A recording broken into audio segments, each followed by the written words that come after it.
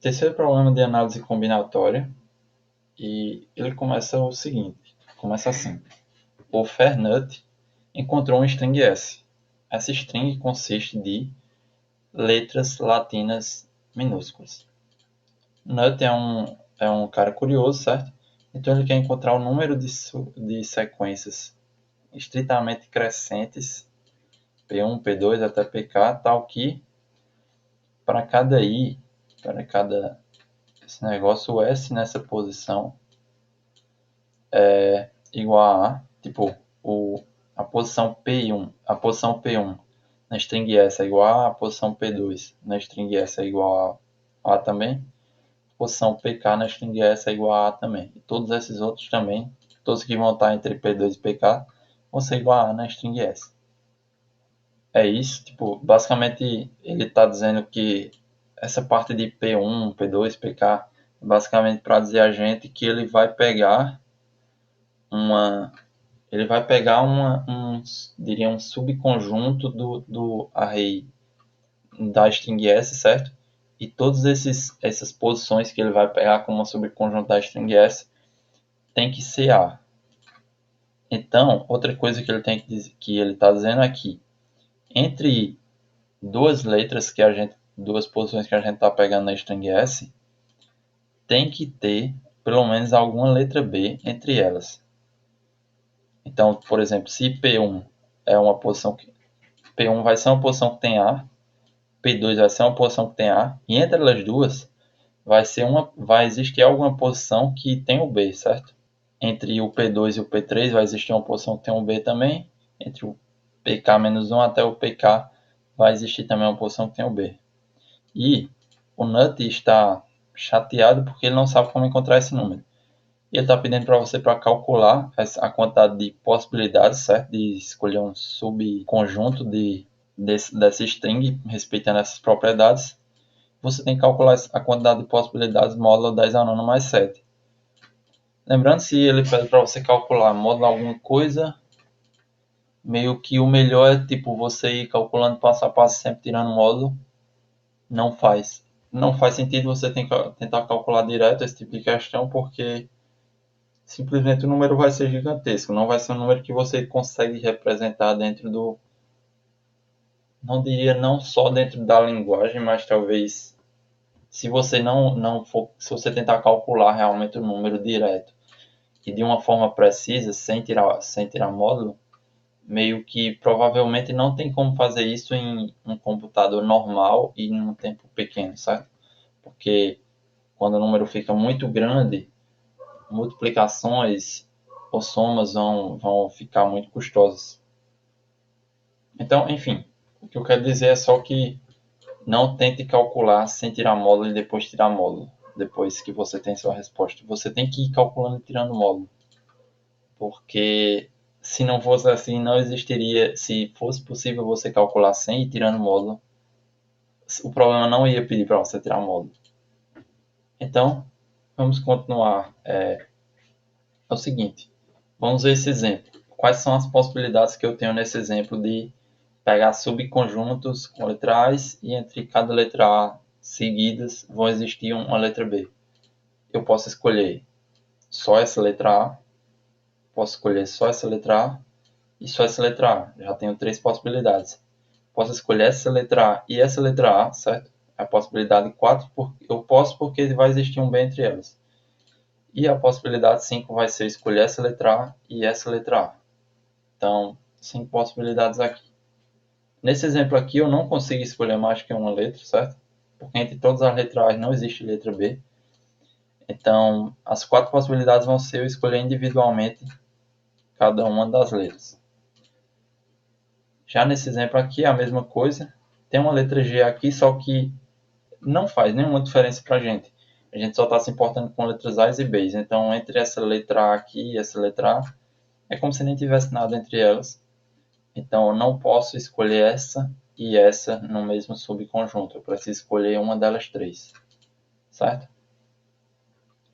E é basicamente isso. Então, vamos para a explicação. Aqui eu coloquei uns pontos, né?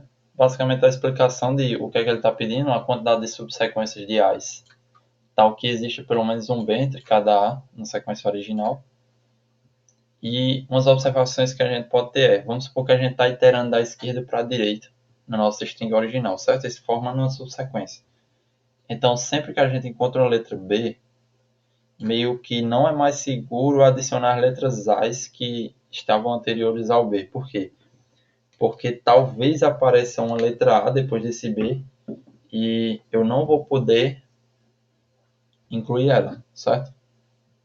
Então, meio que o melhor é abstrair, se eu quero incluir uma letra A que está antes de um certo B que eu achei, então eu devia ter incluído ela antes de chegar nesse B, certo? Da mesma forma, quando a gente adiciona um A na sequência, a gente só vai poder adicionar outro A na sequência depois que a gente passar de algum B. Se a gente está iterando da esquerda para a direita, ou da direita para a esquerda também. Então, vamos lá. Meio que com isso a gente consegue dividir a string em partes em que no máximo um A pode ser escolhido. Por exemplo, aqui a gente tem essa parte aqui, porque não existe nenhum B por aqui, então esses dois A's aqui vão meio que eu só posso escolher um deles, né? Aí aqui entre esses B's vai ter um espaço que não tem nenhum A, mas a gente pode considerar aqui que é uma string vazia, certo? Que tem 0 A's, que eu posso escolher no máximo um entre esses zeros.